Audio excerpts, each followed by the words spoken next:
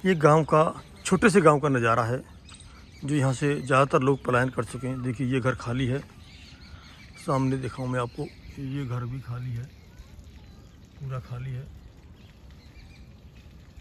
ये हवेली खाली है। जितने भी घर देखेंगे यहाँ ज़्यादातर खाली हैं। एक और हवेली दिखाऊंगा आपको मैं, ये घर ये भी खाली है, और इधर दिखाता हूँ मैं आपको, यहाँ भी खाली है। और सामने देखिएगा एकदम सामने ये भी खाली है, कोई नहीं है। ये पलायन की पीड़ा है छोटे से गाँव की, जो 2 दूनी 4, 2 तिया 6 को छोड़ करके 2 2 या 4, 2 3 या 6 में पहुंच गए। इक्का से कबूतर पढ़ते थे, ऐसे एप्पल पढ़ने पहुंच गए। शायद इस गांव में, ऐसे सभी गांवों में पलायन का यही एक जिम्मेदारी है। 2 जून की रोटी के लिए जो खेती अच्छी है, देखिए आप, खेत दिखाऊंगा आपको मैं, खेती भी अच्छी है। सामने देखिए खेत हैं, ये लहराते हुए खेत हैं, अच्छे खासे खेत हैं। देखिए यहाँ भी देखिए आप, दूसरा गांव है सामने। तो खेती में इतनी पैदावार नहीं होती कि वो बच्चों को 2 दूनी 4 के स्थान पर 2 2 या 4 पढ़ा सकें और अच्छी नौकरी पा सकें। जब से ये 2 2 या 4 आया है, A for Apple, B for boy आया है, गांव की ये दुर्गति है, दुर्दशा हुई है, और गांव खाली होते चले गए, पलायन होता चला गया, और शहर बड़े होते चले गए। इस छोटे छोटे गांव में बैलेट पेपर, वोट तो हैं किंतु EVM में नहीं पड़ते, क्योंकि यहाँ पर लोग नहीं रहते। राशन कार्ड तो हैं किंतु राशन नहीं लेते, क्योंकि यहाँ पर लोग नहीं रहते। इस तरह की व्यथा मेरे जैसे बहुत सारे गाँव की होगी, जो न चाहते हुए भी। देखिए आसमान कितना साफ़ है, शहर में शायद ही कभी होता होगा, तो गांव में ज़्यादातर रहता है। सामने मंदिर है, देख पा रहे होंगे आप, सब कुछ है, नहीं है तो लोग नहीं है। देखिए ये मंदिर है, बहुत शानदार मंदिर है, सब कुछ है, लोग नहीं हैं। इसके पीछे ही है कि रोज़गार और अच्छी ज़िंदगी की लालसा, शायद इससे अच्छी ज़िंदगी शहर में नहीं है। आपने देखा होगा शहर के, मैं दिल्ली के बारे में बता रहा था कि 50% लोग कच्ची कॉलोनी में रहते हैं, उनकी दुर्दशा क्या है। हमें इस गांव से तो अच्छी नहीं है, इस गांव से बिल्कुल अच्छी नहीं है, जो अच्छी बिजली आती है, अच्छी सड़कें, अच्छे ये हवेलियाँ, एक तरह से काफ़ी बड़ी बड़ी हवेली हैं, उनसे अच्छी तो शहर में ज़िंदगी नहीं हो सकती, कच्ची कॉलोनी में कम से कम।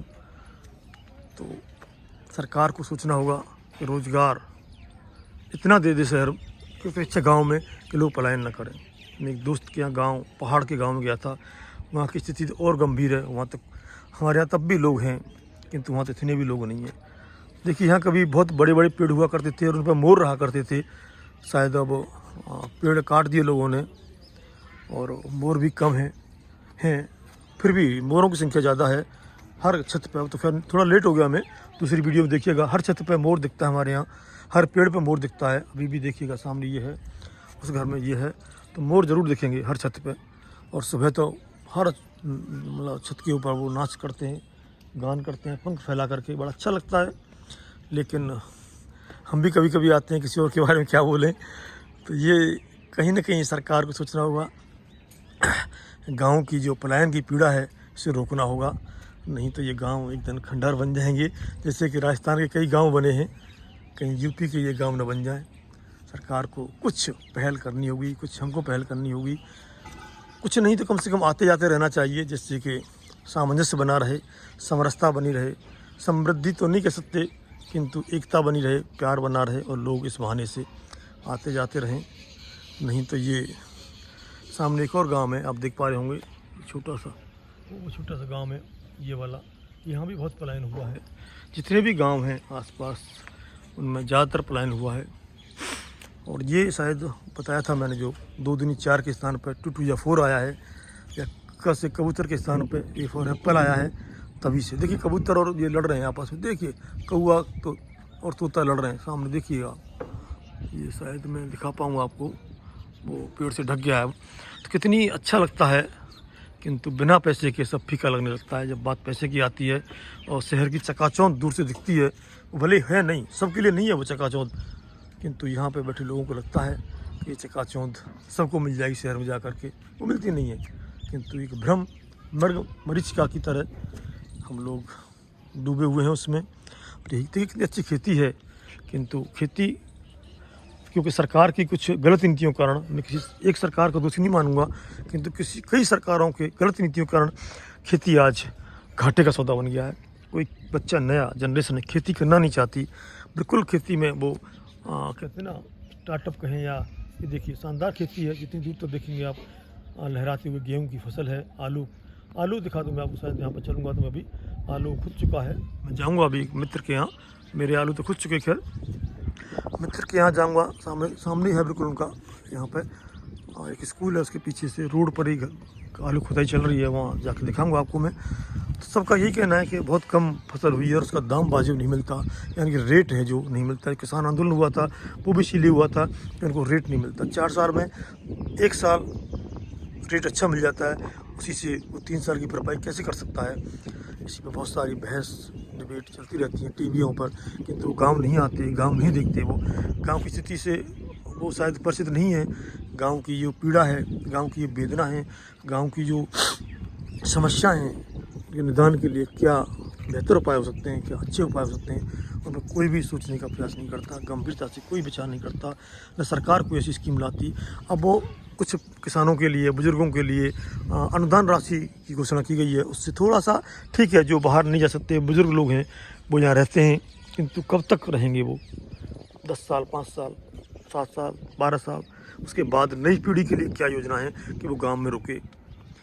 15-20 साल में सभी लोग जो अभी तक हैं वो बुजुर्ग हो जाएंगे, ऊपर चले जाएंगे। उसके बाद इन गाँव में कौन रहेगा, इन घरों में कौन रहेगा, इन कोठियों में कौन रहेगा, इन महलों में कौन रहेगा? इसके लिए सरकार को सोचना पड़ेगा, नहीं तो ये यूँ ही खंडर बनते चले जाएंगे और शहर कच्ची आबादी कहते हैं, ये कच्ची कॉलोनियों के गढ़ बनते चले जाएंगे, और जो बहुत मुश्किल हो जाएगा उसको संभालना।